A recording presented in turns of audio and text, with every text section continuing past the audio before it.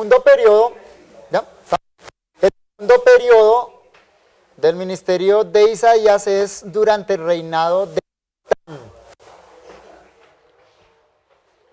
Jotán. Gobernó desde la muerte de su padre, o sea, un gobierno oficial, ¿no? Porque tuvo un periodo de corregencia. Gobernó desde el año 740 hasta el 734. Ese es el periodo entonces de Jotán.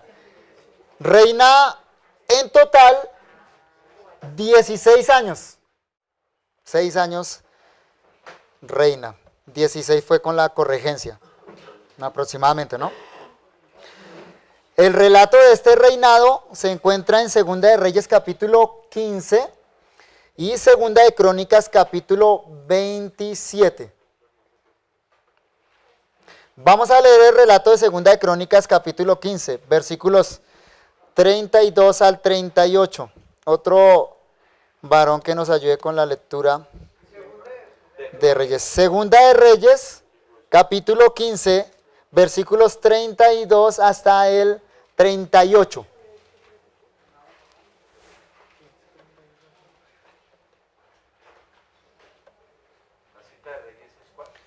Reyes, esa es la que vamos a leer. Segunda de Reyes 15, 32 al 38. Y la de Crónicas es capítulo 27, versículos 1 al 9. Gracias.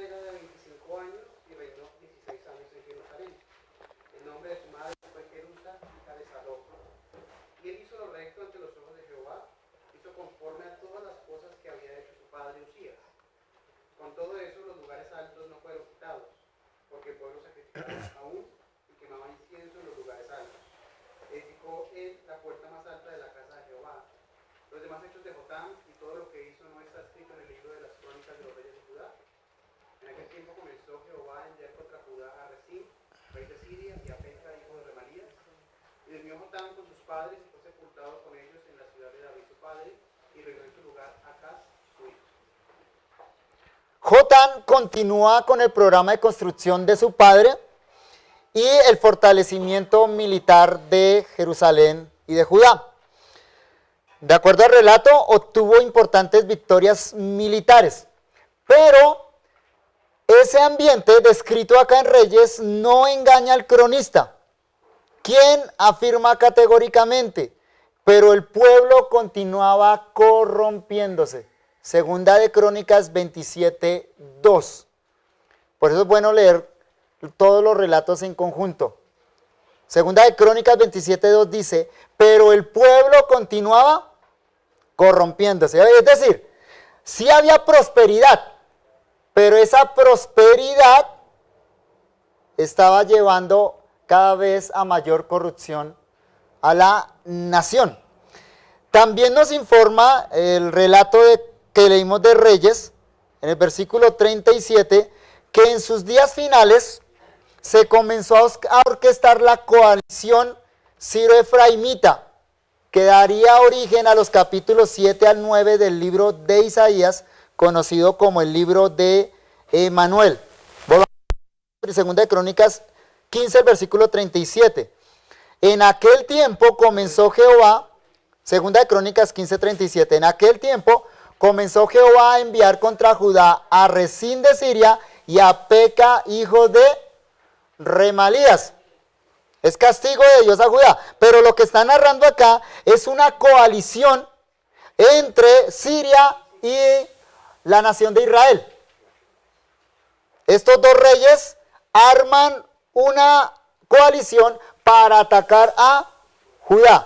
Esa coalición es referida en los capítulos 7 al 9 de Isaías. Todo el relato del nacimiento del niño Emanuel y lo que leímos ayer de los hijos de Isaías y los nombres que llevan estos hijos de Isaías tiene que ver con esa coalición entre estos dos reyes para atacar a Judá. Los mensajes de Isaías, que deben ser datados en este periodo, se encuentran regados a lo largo de los capítulos 1 al 5 capítulos 9 y capítulo 10 de su libro. Repito, no todos esos capítulos. Al interior de los capítulos hay unos oráculos que deberíamos datarlos en estas fechas. Están entre el capítulo 1 y el 5, el capítulo 9 y el capítulo 10 de Isaías, y probablemente algunos posteriores. En esos oráculos se denuncian numerosas injusticias sociales. Se denuncia la arbitrariedad de los jueces, la corrupción de las autoridades, la codicia de los latifundistas, la opresión de las clases más bajas. Eso era lo que estaba creciendo en esos días.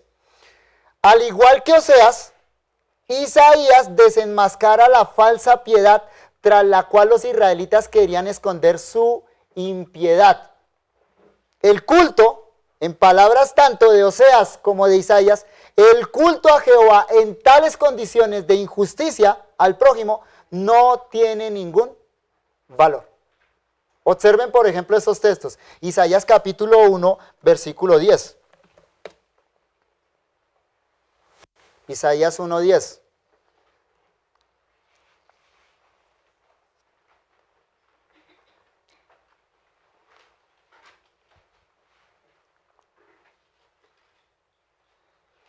Príncipes de Sodoma, oíd la palabra de Jehová, escuchad la ley de nuestro Dios, pueblo de Gomorra.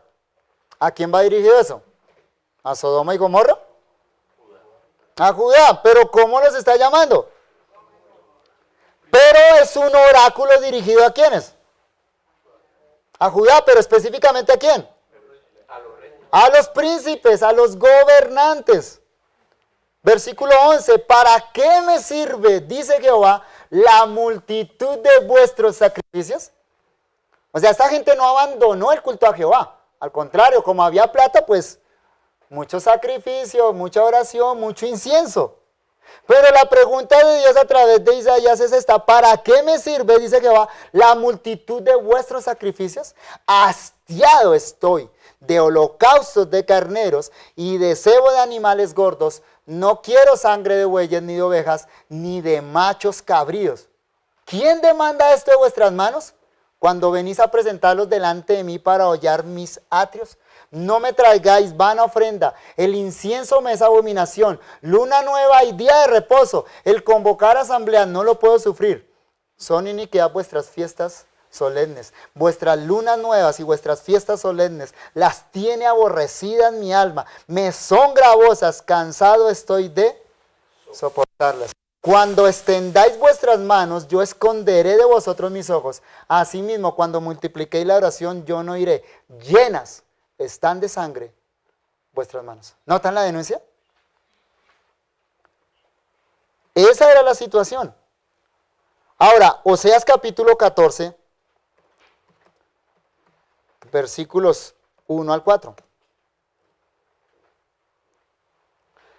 Recuerden algo que ya dije, ¿no?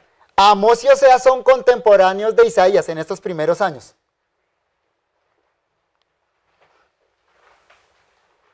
Oseas capítulo 14, versículo 1. Vuelve, oh Israel, a Jehová tu Dios, porque por tu pecado has caído. Llevad con vosotros palabras de súplica y volved a Jehová y decirle: quita toda iniquidad y acepta el bien, y te ofreceremos la ofrenda de nuestros labios. No nos librará el asirio, no montaremos en caballo, ni nunca más diremos a la obra de nuestras manos: dioses nuestros, porque en ti el huérfano, noten la mención del huérfano, en ti el huérfano alcanzará misericordia. Oráculos como el canto de la viña, Isaías capítulo 5, el canto de la viña, es la solemne pero categórica denuncia y el repudio de Jehová a la religiosidad de esta nación. Vayamos ahí, a Isaías capítulo 5, el canto de la viña.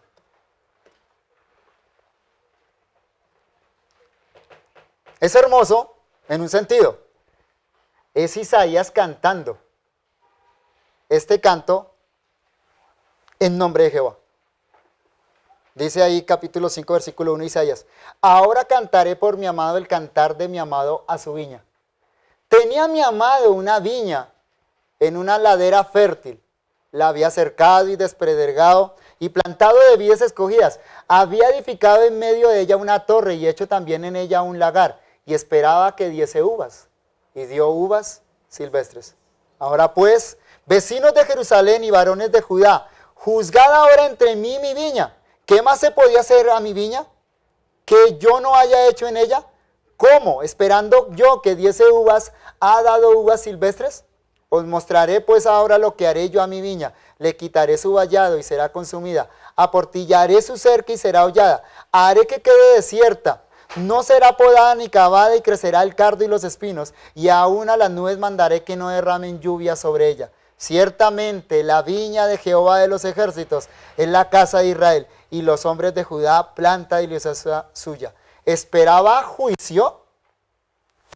¿Y aquí qué? Vileza, justicia. ¿Y aquí?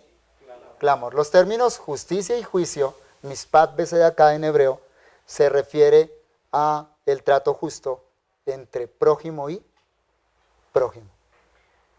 ¿Qué encontró Dios en lugar de justicia y juicio? Vileza, o sea, menosprecio del prójimo, y clamor de los oprimidos. Este es un canto entonces que describe muy bien la situación de los días del rey Jotán. En estas denuncias de Isaías se nota la fuerte impresión que produjo en el profeta la experiencia de la santidad de Dios. Cuando fue llamado al ministerio, Isaías capítulo 6, Isaías va a usar 25 veces a lo largo de su libro la expresión el Santo de Israel. Es el escritor que más veces usa esa expresión en el Antiguo Testamento, el Santo de Israel. Capítulo 1, versículo 4, capítulo 5, versículo 19, capítulo 5, versículo 24, para nombrar algunos de los primeros capítulos.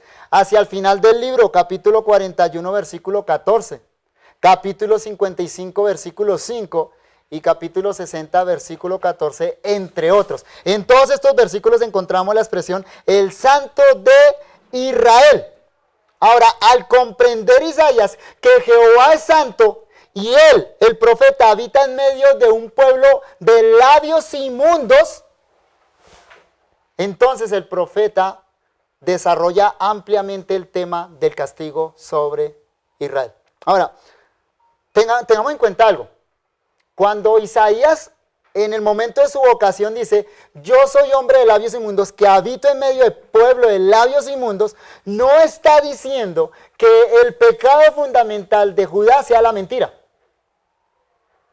Lo que está diciendo Isaías es que ese pueblo honra a Jehová de labios. Pero eso es mentira. Lo que dicen con sus labios es mentira, porque su corazón está lejos de Jehová. Y las evidencias de ese corazón alejado de Jehová, en este caso particular, es el trato injusto con el prójimo. Observen algunos de los oráculos de castigo que entonces Isaías pronuncia en esta época. Capítulo 2, versículo 6. Isaías 2, 6.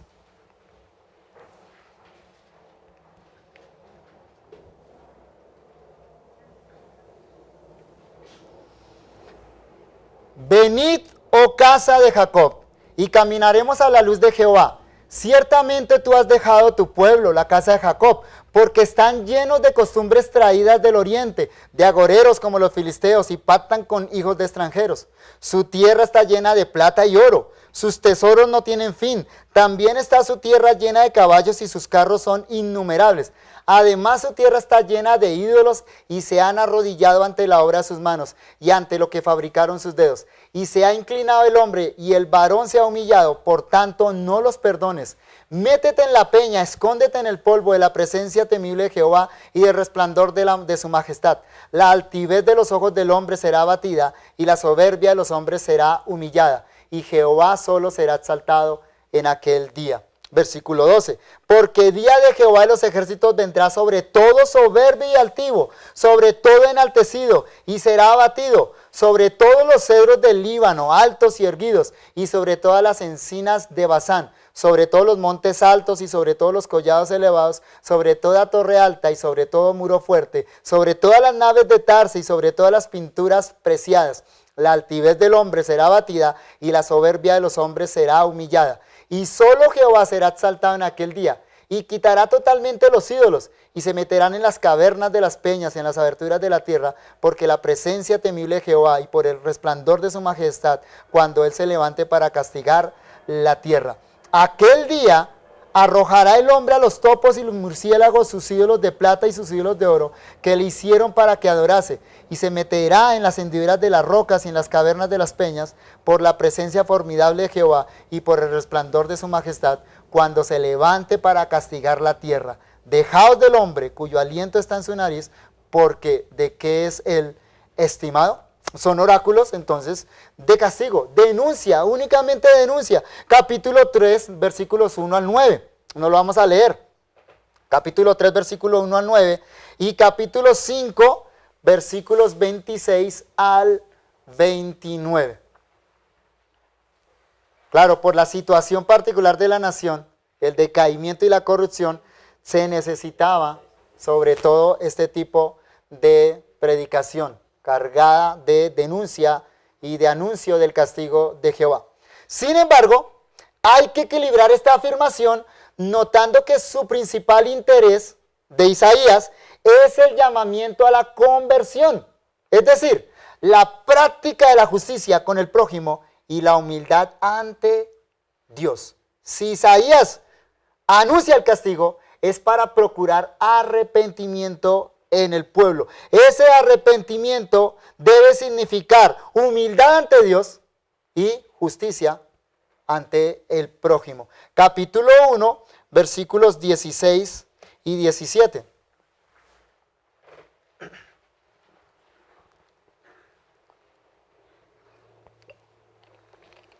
Lavaos y limpiaos, quitad la iniquidad de vuestras obras delante de mis ojos.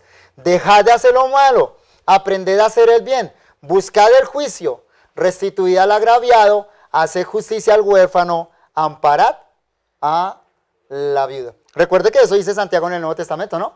¿Qué consiste la religión pura y sin mácula? Santiago nos lo explica, en palabras muy proféticas, o sea, siguiendo la línea de expresión de profetas como Isaías, capítulo 9, versículo 12.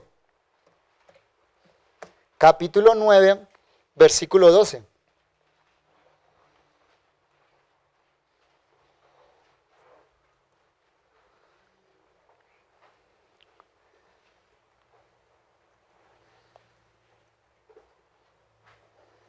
No, capítulo 9, versículo 1 y 2.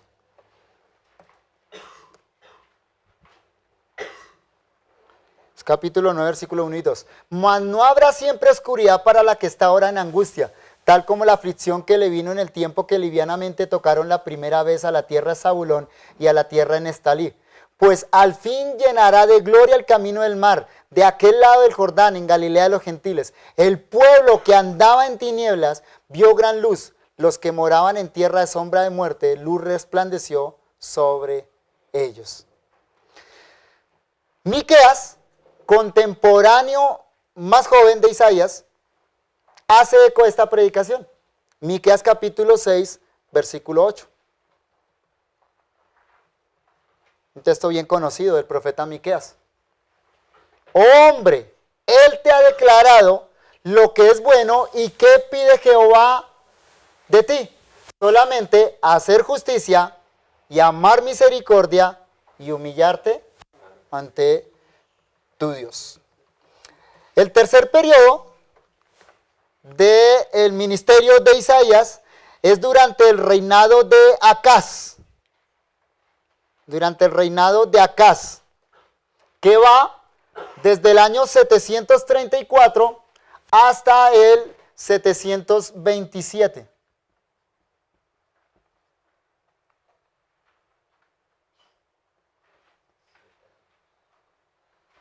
Acaz. el rey Acaz, 734 al 727. El relato lo encontramos en Segunda de Reyes capítulo 16 y Segunda de Crónicas capítulo 28. El relato es extenso en los dos casos, en el de Segunda de Reyes 16 y Segunda de Crónicas 28.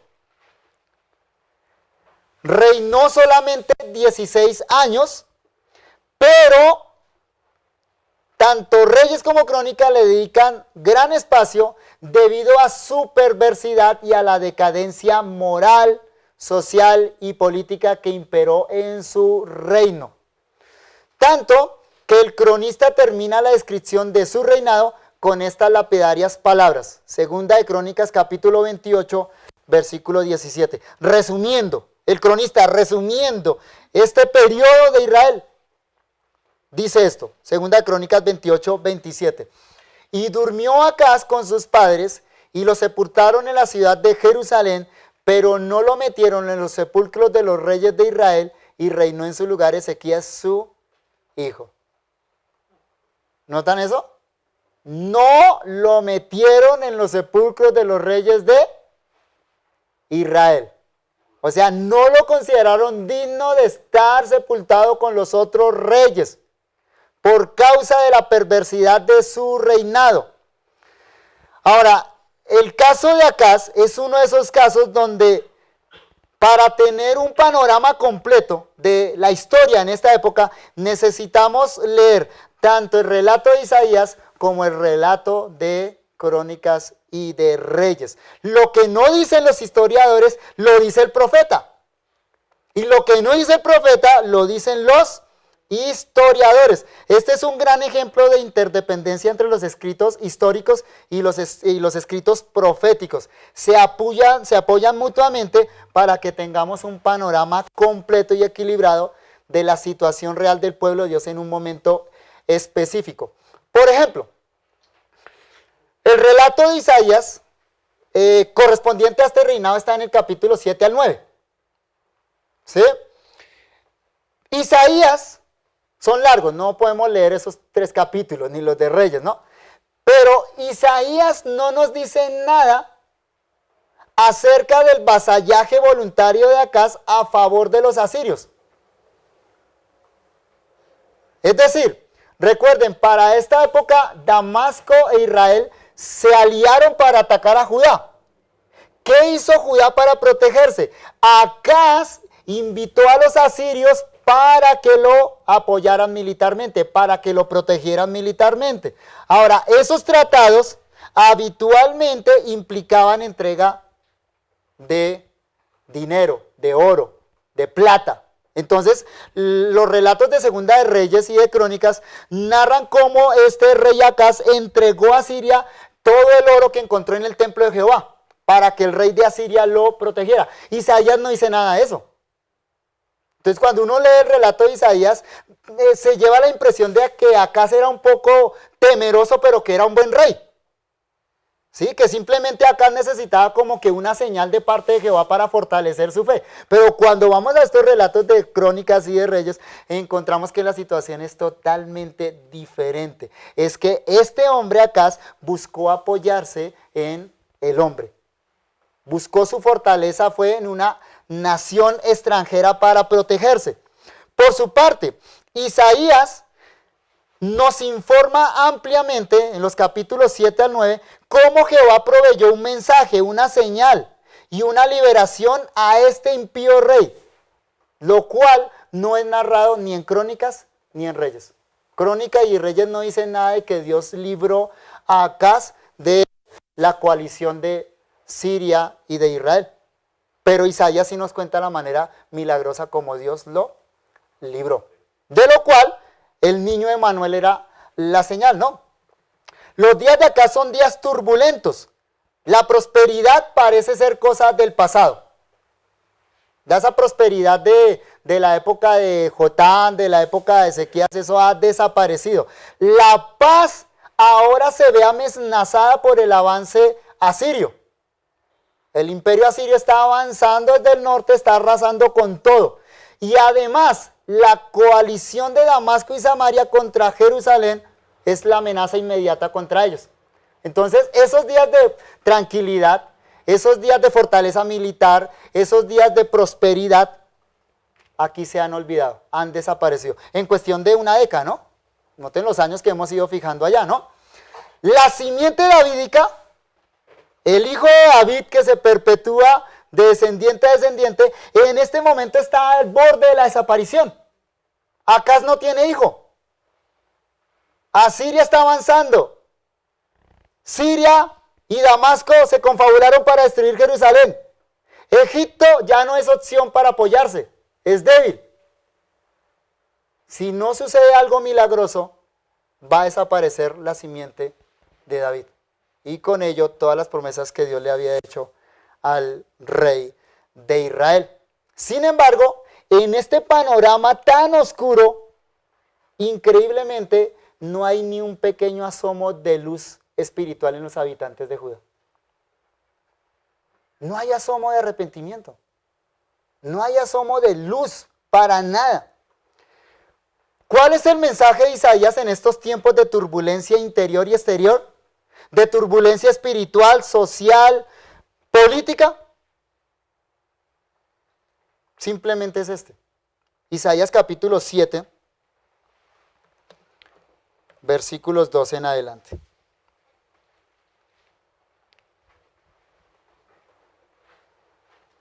Vamos a leerlo desde el 1.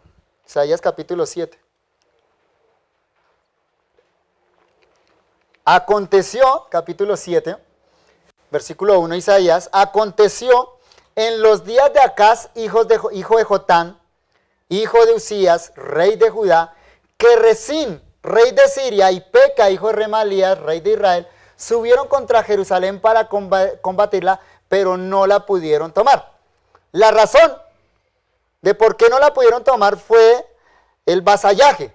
O sea, el hecho de que Acaz buscó apoyo en Asiria y le dio dinero, le dio oro y plata para que lo protegiera. Esa fue la razón. Versículo 2. Y vino la nueva a la casa de David diciendo, Siria se ha confederado con Efraín. Y se le estremeció el corazón. ¿Nota ese lenguaje? Lo que experimentaban los habitantes de Judá en ese momento, de Jerusalén, se le estremeció el corazón y el corazón de su pueblo como se estremecen los árboles del monte a causa del viento. Temblaban de temor. ¿No es esa la sensación que todo ser humano tiene cuando las cosas se salen del lugar? Sobre todo cuando pasa de épocas de prosperidad, de tranquilidad, de paz, a épocas de turbulencia. Esa es la descripción que está haciendo acá. Versículo 3. Entonces dijo Jehová a Isaías, sal ahora al encuentro de Acaz, tú, y Sear-Yasub, tu hijo. Sear-Yasub, recuerden que significa un remanente, volverá al extremo del acueducto del estanque de arriba, en el camino de la heredad del lavador, y dile, guarda y repósate, no temas, ni se turbe tu corazón a causa de estos dos cabos de tizón que humean, porque el ardor de la ira de Rezín y de Siria y del hijo de, por el ardor de la ira de Rezín y de Siria y del hijo de Remalías. ¿Cuál es el mensaje de Isaías? ¿Cuáles son las palabras de Isaías acá? No temas. Mira el mensaje tan simple y sencillo que envía Isaías en estos momentos. No temas ni se turbe tu corazón. Ese es el punto. En días de turbulencia, ¿el mensaje cuál es? No temas ni se turbe tu corazón. ¿Qué es lo contrario a temer entonces? Creer, confiar. La alternativa a temer es confiar. Isaías capítulo 28, versículo 16.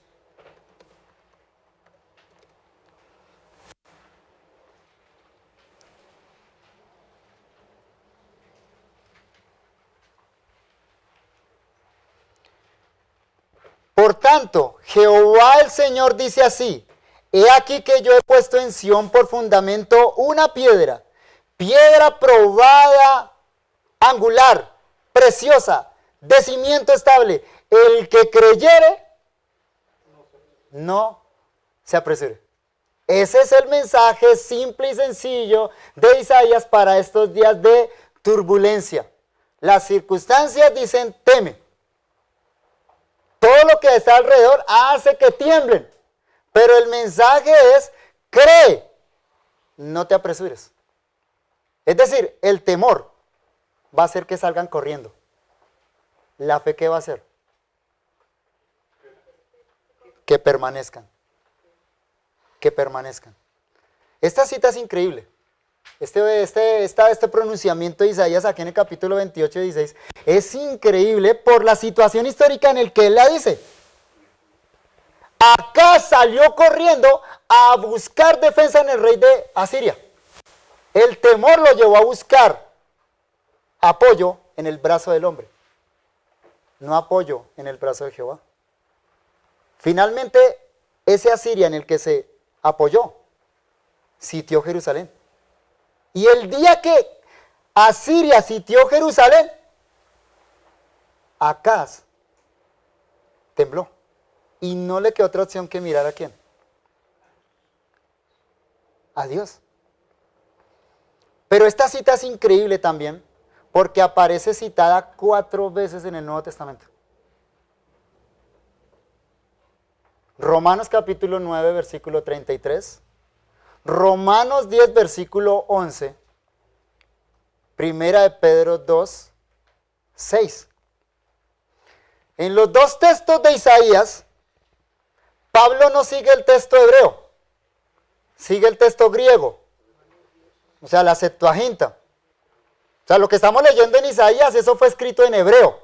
En hebreo dice lo que leímos: el que creyere no se apresure. Pero los judíos hicieron una traducción griega de su texto hebreo. Pablo cita el texto hebreo, de manera que Romanos 9:33 y Romanos 10:11 dice: el que creyere no será avergonzado. Noten la manera como lo cita Pablo: el que creyere no será ¿qué? Avergonzado. Ahora, eso tiene relación con la piedra fundacional que menciona Isaías. Porque el texto de Isaías, repito, dice: porque Jehová el Señor dice así: he aquí que yo he puesto en Sión por fundamento una piedra. Piedra probada, angular, preciosa, de cimiento estable. El que creyere, no se apresure. Para Pablo, esa piedra es Jesucristo. Y el que cree en Jesucristo, ¿no va a ser qué? Avergonzado. En el día del juicio. El que no cree en Jesús va a ser avergonzado. Y le van a temblar las rodillas en el día del juicio. Y Pedro, en el capítulo 2, versículo 6, nos dice que Jesucristo es la piedra angular de la iglesia. O sea, la iglesia se sostiene sobre la fe en Jesucristo o cae. La confesión básica y fundamental de la iglesia cristiana es: Jesús es Señor, Jesús es Salvador. Pero la cita más sorprendente, y digo más sorprendente porque no es una cita directa sino una alusión, es decir, es el caso cuando alguien en el Nuevo Testamento dice algo que está en el Antiguo Testamento pero no está literal. Tenemos que pensarlo un poquito para ver de dónde sacó esa cita. Es Mateo capítulo 16, versículos 17 al 19. Es Jesús mismo haciendo una alusión al texto de Isaías y aplicándoselo a él. Por eso es que Pablo y Pedro se lo pueden aplicar a Jesús, porque Jesús mismo se lo aplicó a él. Y observen el texto, Mateo capítulo 16,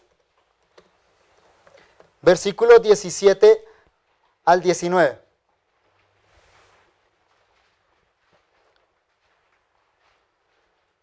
Recuerden que esto es la respuesta de Pedro a la pregunta de Jesús: ¿quién dicen vosotros que yo soy?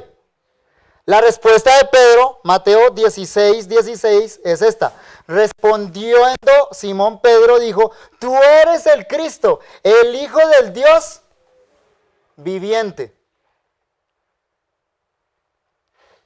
Esa es la confesión fundamental que constituye a la iglesia cristiana. Esa confesión es la que hace a la iglesia ser iglesia cristiana. Cristo, Jesús, es el Hijo del Dios viviente, o Jesús es el Cristo, el Hijo del Dios viviente. Versículo 17, entonces le respondió Jesús, bienaventurado eres Pedro, eres Simón, hijo de Jonás, porque no te lo reveló carne ni sangre, sino mi Padre que está en los cielos. Versículo 18, y yo también te digo que tú eres Pedro, y que sobre esta roca, ¿cuál roca? La confesión de Pedro acerca de Jesucristo, o Jesucristo mismo, sobre esta roca edificaré mi iglesia. ¿Qué había dicho Isaías?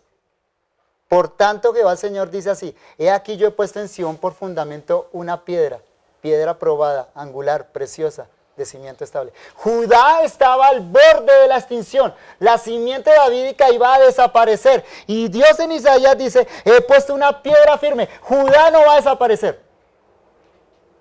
La simiente de David no va a desaparecer. Y Dios finalmente libró a Acaz. ¿Qué dice Jesús? Sobre esta roca edificaré ¿qué? Mi iglesia. ¿Y qué va a pasar con la iglesia? Y las puertas del Hades no prevalecerán contra ella.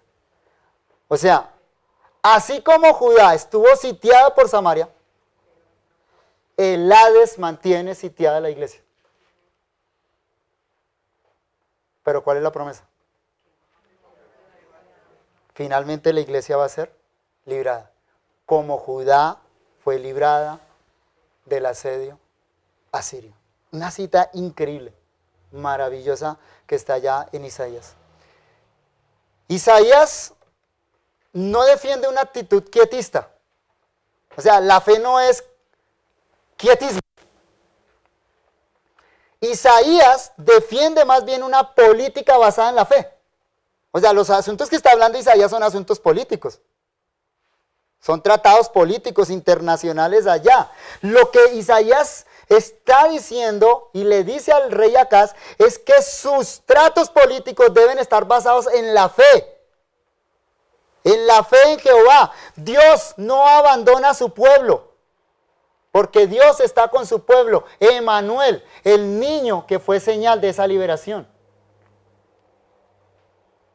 Estoy citando de memoria todo el capítulo 7 de Isaías. En Isaías capítulo 7, versículos 3 en adelante, el profeta le dice a Acaz, pídele una señal a Jehová de que Jehová te va a librar. El rey dice, no quiero pedir una señal. Bueno, el profeta le dice, bueno, Jehová te va a dar una señal. He aquí la virgen está encinta y concebirá y dará a luz un hijo.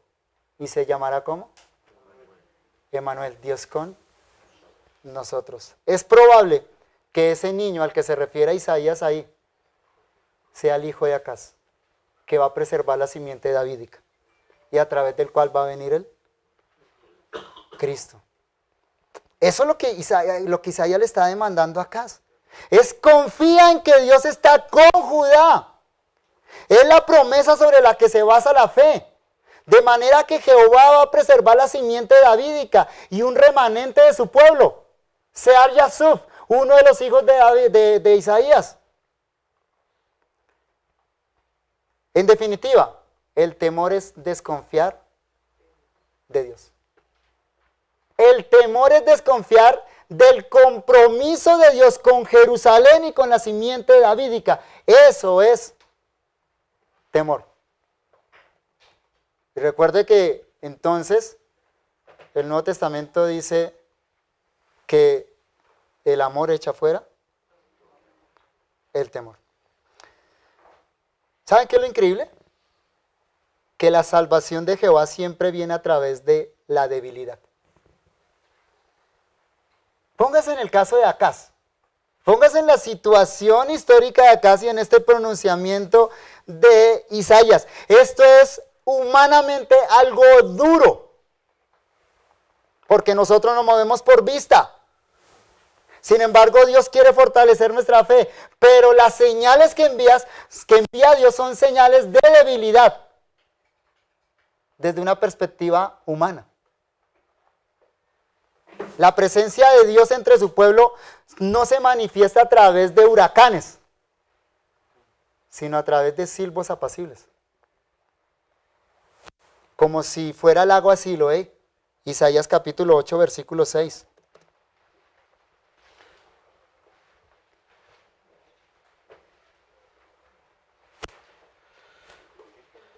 Isaías 8, 6.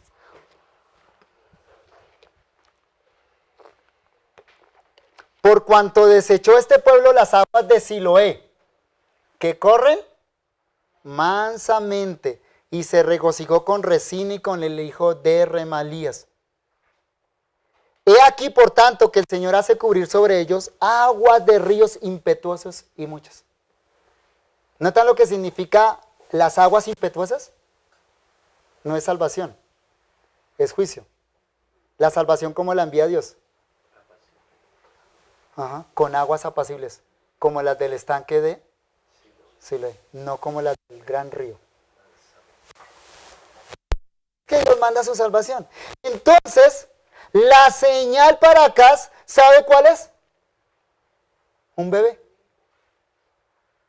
Un bebé. La señal a través de la cual Dios garantiza a Acaz que no va a ser destruido es un bebé, no un guerrero. Póngase a pensar, ¿por qué Dios no le dijo como le dijo alguna vez a Elías? Elías le dice a Eliseo, mira, ¿cuánto ejército mandó Dios para protegernos? ¿Eso no hubiera sido mejor para la fe de Acaz? Desde nuestra perspectiva, ¿sí? Pero no es así como Dios obra. La señal para Acaz es un débil niño. Cada vez que Acaz veía a ese pequeño niño, debía decir, Dios nos va a librar. Por eso es que Miqueas capítulo 5, versículo 2, dice que el Mesías no vendría de una gran ciudad, sino que el Mesías nacería en la insignificante Belén. ¿No está dónde nace el Mesías? En Belén, que en palabras de Miqueas ni siquiera es digna de ser contada entre las tribus de Judá.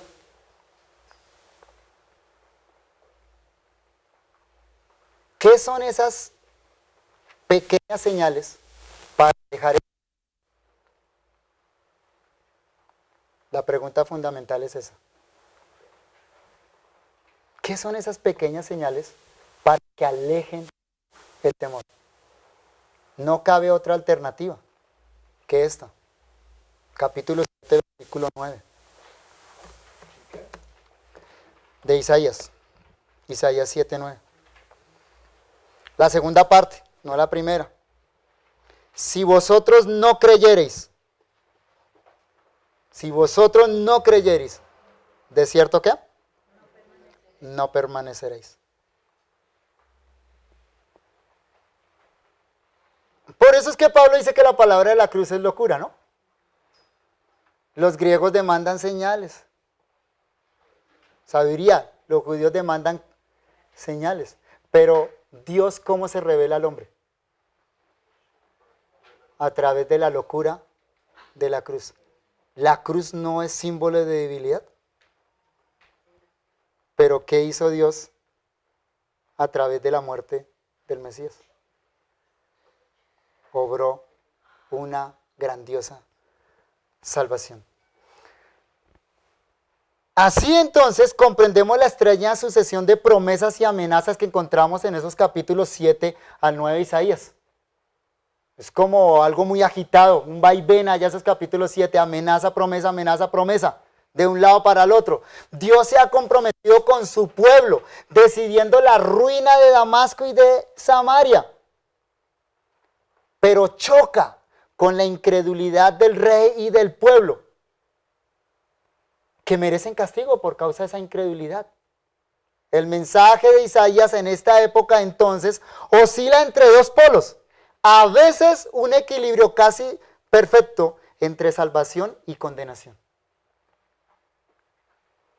Quizá la clave para interpretar estas afirmaciones aparentemente contradictorias se halla en el capítulo 8, versículo 18, como ya vimos anteriormente. Es decir, en el valor simbólico de los nombres de Isaías y de sus hijos. Y aquí, yo y los hijos que Jehová me dio somos señales para el pueblo de Israel. Majer, Salah, Hasbaz, se refiere sin duda al castigo sobre Damasco y Samaria, los enemigos de Judá. Sear Yasuf hace referencia a un castigo purificador de Judá. Judá debe ser castigado porque fue incrédula a la señal de Jehová. Pero el castigo a Judá no es la eliminación de Judá, no es el exterminio de Judá, es un castigo purificador.